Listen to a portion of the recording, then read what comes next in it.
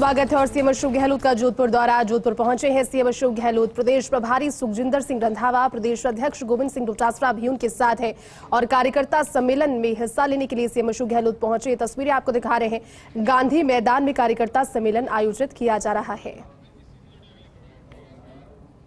तो देखिए, मुख्यमंत्री अशोक गहलोत की तस्वीरें आपको दिखाई। जोधपुर वो पहुंच चुके हैं और प्रभारी सुखजिंदर सिंह रंधावा, साथ ही पीसीसी चीफ गोविंद सिंह डोटासरा भी साथ आए।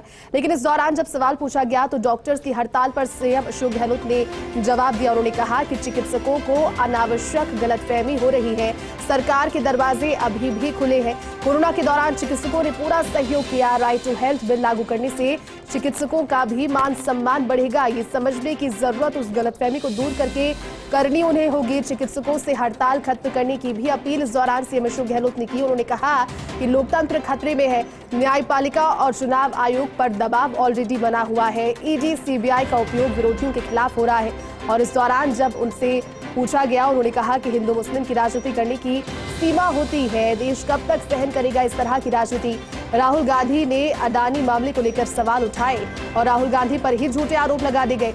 ये भी कहा कि विदेशों में देश को बदनाम करने का भी कार्य चल रहा है। जब राहुल गांधी संसद में जवाब देना चाहते थे तो उनको जवाब नहीं देने दिया गया और षड्यंत्र कर संसद से बाहर किया गया। क्योंकि तस्वीरें आपको दिखा रहे हैं, सीएम अशोक गहलोत पहुंचे जिस समय जोधपुर और इससे पहले बीकानेर में संभाग स्तरीय कार्यक्रम में शिरकत उन्होंने की। पीसीसी चीफ गोविंद सिंह डोटासरा और प्रदेश प्रभारी सुखजिंदर सिंह रंधावा भी उनके साथ तस्वीरों में आपको नजर आ रहे हैं। मुख्यमंत्री अशोक गहलोत पहुंचे। इस दौरान मीडिया के सवालों पर भी उन्होंने बातचीत मीडिया के साथ की और गांधी मैदान से यहाँ फिर से उनका संबोधन रहेगा क्योंकि कार्यकर्ता सम्मेलन है, चुनावी साल है, चंद महीनों का समय अब शेष रह गया है, तो दलों का एक्टिव होना भी लाजमी। और इस दौरान जब सीएम अशोक गहलोत जोधपुर पहुंचे तो उन्होंने ये भी कहा, सवाल पूछे जाने पर कि संजीवनी मामले से घबरा गए हैं मंत्री जी। उनके परिवार पर आरोप, 2 लाख परिवारों का डूब गया है पैसा। एसओजी लगभग पूरी जांच कर चुकी है, लेकिन एक तरफ हाईकोर्ट में गए हैं मंत्री जी और दूसरी तरफ मेरे ऊपर केस लगाया गया है। पूरी तरह से घबरा चुके हैं मंत्री जी। तमाम सारी बातें सीएम अशोक गहलोत ने कही। ये भी कहा कि मंत्री जी ने इथोपिया और अन्य जगहों पर इन्वेस्ट किया है, जनता को बताए इतना पैसा आया कहां से।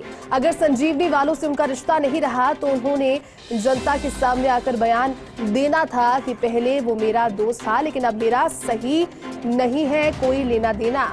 पीड़ितों के साथ खड़ा होना चाहिए शेखावत को। पहले उन्होंने ये सवाल पूछे जाने पर तमाम सारी बातें कही और उसके बाद उन्होंने ये भी कहा कि संजीवनी क्रेडिट कोऑपरेटिव सोसाइटी से जुड़े घोटाले में जो पीड़ित हैं उनके साथ उन्हें खड़ा होना चाहिए।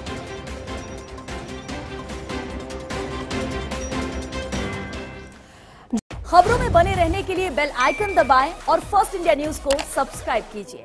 मुख्यमंत्री अशोक गहलोत, प्रदेश प्रभारी सुखजिंदर रंधावा, प्रदेश अध्यक्ष गोविंद सिंह डोटासरा अपने संक्षिप्त प्रवास पर जोधपुर पहुंचे। यहां एयरपोर्ट पर मीडिया से मुखातिब होते हुए मुख्यमंत्री अशोक गहलोत ने कहा कि चिकित्सकों की हड़ताल को लेकर right to health bill committee से चर्चा के बाद ही लाया गया था और चिकित्सक पूरी तरह से संतुष्ट थे। लेकिन अचानक ऐसा क्या हुआ कि वो इस बिल के विरोध में आ गए। उन्होंने चिकित्सकों से आग्रह किया कि वो काम पर लौटें। वहीं राहुल गांधी की सदस्यता निलंबन के मामले को लेकर गहलोत ने कहा कि देश का लोकतंत्र खतरे में है। राहुल गांधी को झूठा ही बदनाम करने का प्रयास किया गया कि विदेश में जाकर उन्होंने देश को बदनाम करने का प्रयास किया है। वहीं उन्होंने संजीवनी मामले को लेकर भी एक बार फिर केंद्रीय जल शक्ति मंत्री गजेंद्र सिंह शेखावत को लेकर कहा कि मंत्री जी पूरी तरह से घबरा चुके हैं। एक तरफ उन्होंने मेरे खिलाफ मानहानि का मामला दर्ज करवाया है तो वहीं दूसरी तरफ हाई कोर्ट की शरण ली है। तो ये डॉक्टरों की स्ट्राइक है ना, फिर मैं अपील करना चाहूँगा कि इनका पूरा सम्मान है, सरकार पूरा सहयोग करना चाहती है, स्ट्राइक इनको खत्म करनी चाहिए क्योंकि पब्लिक को तकलीफ होती है।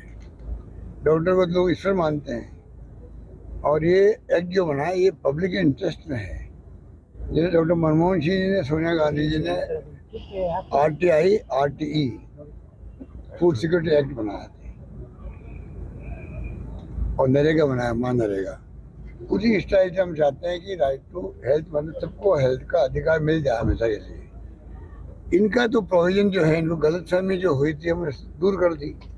डॉक्टर से बात करने के बाद में जो उन्होंने सुझाव दिए वो तमाम सुझाव हमने इंक्लूड किए बिल के अंदर। उसके बाद में बिल पेश हुआ है। उसके बाद में पता नहीं क्या गलतफहमी हुई है, अनावश्यक गलतफहमी हो रही है, क्योंकि कोई जरूरत नहीं है। अभी सरकार के दरवाजे खुले हैं, कोई अगर वो गलतफहमी दूर कर देंगे हम चाहेंगे कि प्राइवेट सेक्टर, पब्लिक सेक्टर सब मिलकर के सेवा करें राजस्थान वासियों की।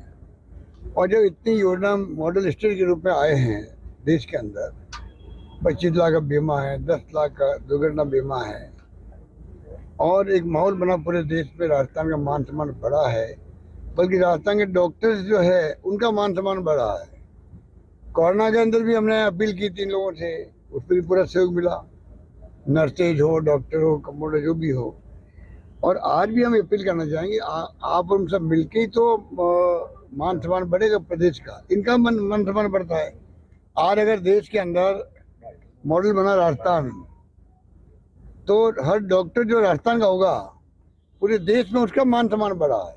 ये भी इनको सोचना चाहिए कि सरकार जो कदम उठा रही है उस पर, उन कदमों का जो है अलग महत्व है।